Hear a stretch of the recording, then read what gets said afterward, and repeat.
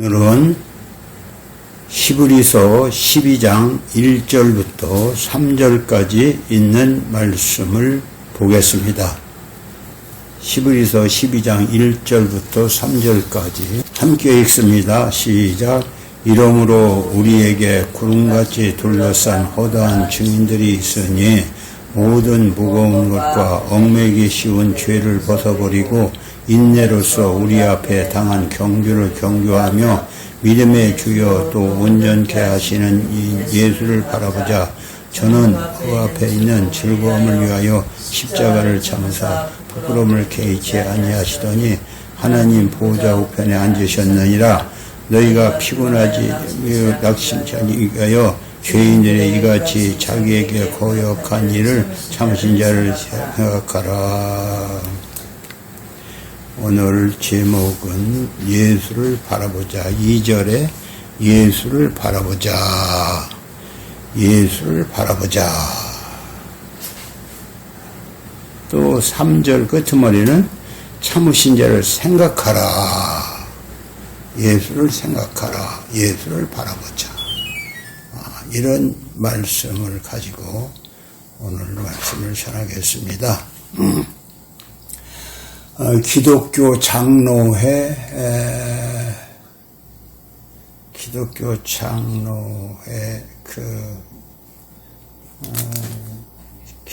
장로회 했던 이중표라고 하는 목사는 교회 오면은 언제고 십자가를 한참 바라본다. 십자가를 바라본다. 그러면서 십자가에 달리신 예수, 십자가에서 피 흘리신 예수, 십자가를 바라보면서 주님이 무엇을 하셨는가를 이렇게 생각을 하면서 기도하고 예배를 한다. 이런 말을 제가 전에 이중표 목사 설교를 들은 적이 있는데 그렇게 하는 말을 들었습니다. 우리는 예수 믿는 것은 예수님의 우리를 위해서 십자가에 못이 박혀서 죽으신 것을, 그래서 우리 죄가 용서된 것을 믿는 것입니다. 예수님을 가장 가까이서 섬겼던 사람이 누구냐? 끝까지 섬긴 사람은 요한 사도입니다. 요한 사도. 요한 사도는 마태복음 1장에서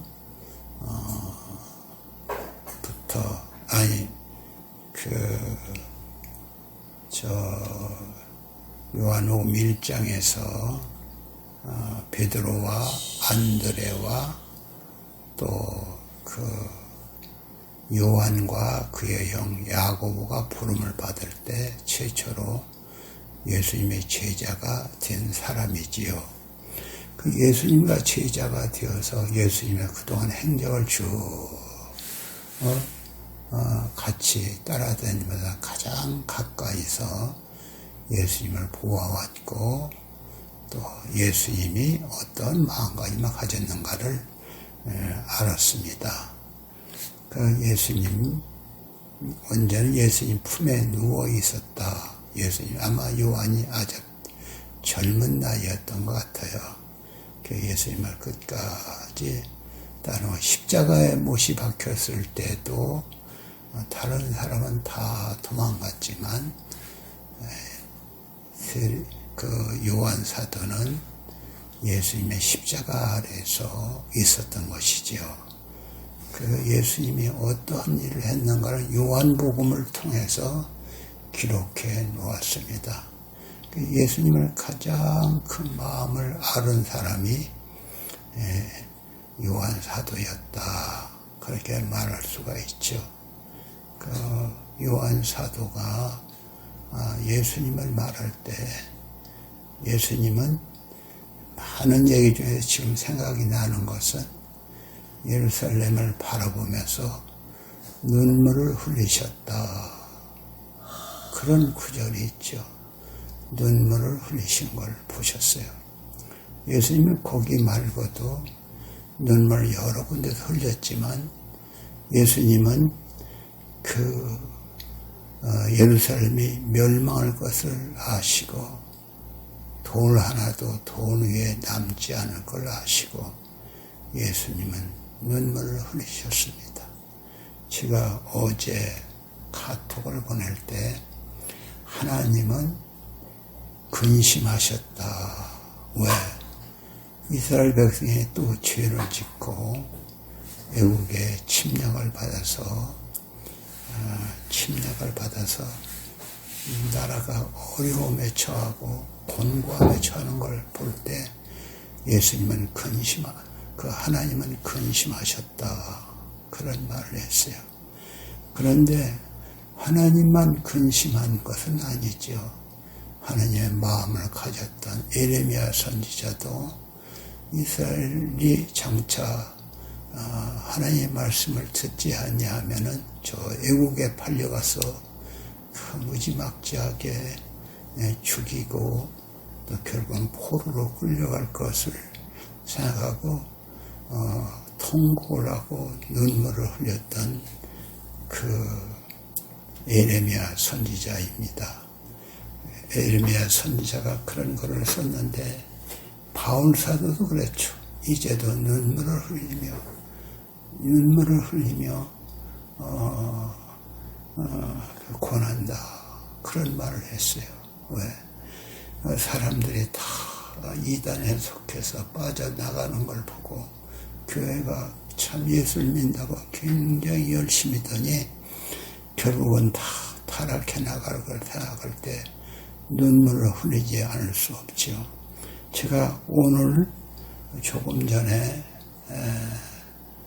카톡을 써서 보냈는데 그 내용은 무엇이냐. 코로나가 물러간다 해도 교회는 이미 절단나서 반토막이 날 걸 생각하고 교회들은 참 없어질 걸. 그 문화에 휩쓸려서 교회가 모여지지 않고 반토막이 날 걸 생각하니까 눈물을 흘리지 않을 수 없다. 이런 말을 했습니다. 또 어떤 사람은 그렇지요. 이참에 교회 그만두자. 믿음 없는 사람은 그런 말을 하겠지요. 잘 됐다. 사람 안 모이니까 잘 됐다. 이런 사람도 있지요. 그러나 주님을 사랑하는 사람은 그렇게 할 수는 없지요. 앞으로 교회가 될 걸 생각하고 눈물을 흘리지 않을 수 없어요. 내가 눈물이 안 날 수가 없습니다. 눈물을 흘릴 수밖에 없는 것이 우리의 심정인 것입니다. 그래서 교회가 거의 지금 현재 코로나가 있어서 그런 핑계지만 코로나가 없어져도 교회는 많이 없어질 것이고 큰 교회 절반도 안 모일 것이고 그렇게 서방교회를 닮아갈 걸 생각하니까 주님이 눈물을 흘리실 것이고 주의 종들이 눈물을 흘리실 것이고 나도 눈물을 흘리는 것입니다. 마치 자녀를 키우는데 자녀가 정상적으로 학교도 가고 또 배우고 해서 직장 다니고 장가가고 살림나고 애 낳고 살기를 바라는데 어떻게 삐딱하게 나가더니 다른 누구하고 어울려서 참 사람 보시를 못하는 애들을 볼 때 부모의 심정은 어떻습니까? 그와 마찬가지로 한국교회가 그렇게 열심히 더니 교회가 이렇게 코로나라는 사탄의 그 질병으로 인하여 반토막이 나고 그렇게 될 걸 생각할 때 우리가 눈물을 흘리지 않을 수 없는 것입니다. 참 예수를 바라보자. 예수가 예수를 뭐로 바라보는 거예요? 예수를 멀찌감치 서서 구경꾼 노릇하면 안 되지. 발밑에서 예수님의 음성을 들었던 요한, 예수님의 그 은혜와 사랑을 알았던 요한은 마지막까지 참 예수를 위해서 생명을 다했던 것입니다. 오늘 우리도 그래요. 예수를 믿는다고 하면서도 멀찍이 이참에 잘 됐다.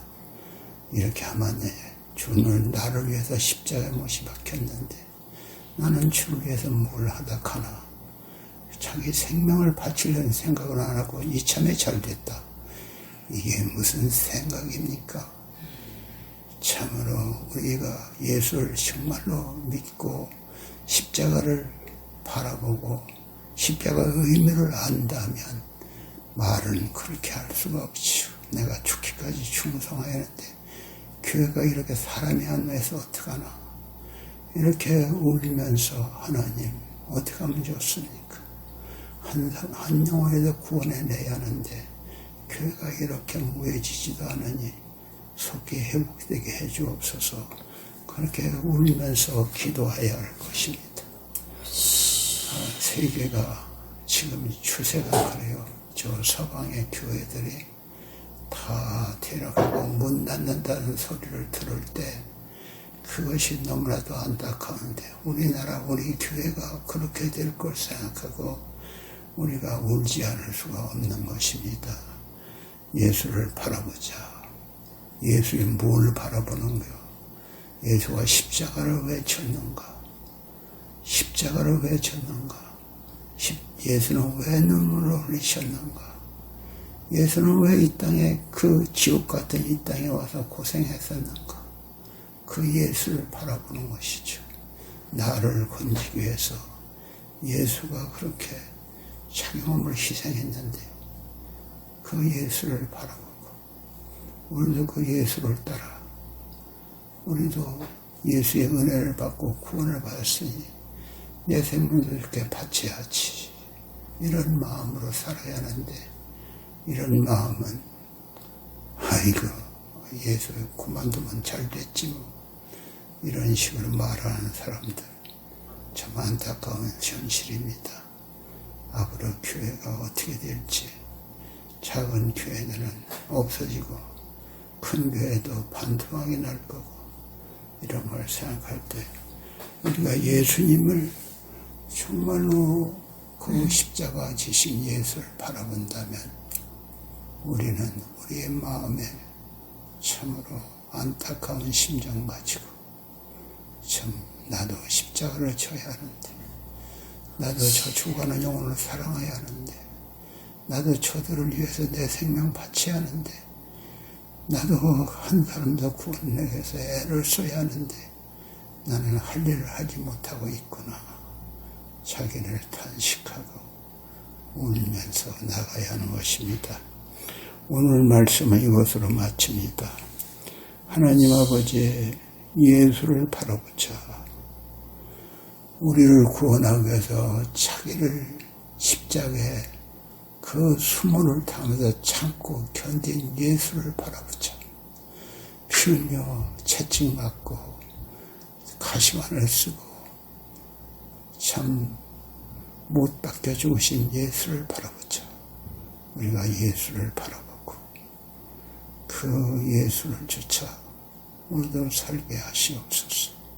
나를 구원하게 희생하는 그 예수를 바라보고 우리 남은 생애가 결코 내 육신나 위에다 가지 않고 주를 위해 살다가 복음을 위해 살다가 좋아하는 영혼 한 영혼 지옥 가는 한 영혼을 건지다가 가는 우리의 생애가 되게 하시옵소서. 예수님의 이름으로 기도합니다. 아멘. 하늘에 계신 우리 아버지여, 이름을 거룩히 여기심 받으시오며 나라에 임하옵시며 뜻이 안에서 이룬 것 같이 땅에서도 이루어지이다. 오늘날 우리에게 일용할 양식을 주옵시고 우리가 우리에게 죄지은 자를 사하여 준 것 같이 우리 죄를 사하여 주옵시고 우리를 시험에 들게 하지 마옵시고 다만 악에서 구하옵소서. 대개 나라와 권세와 영광이 아버지께 영원히 있사옵나이다.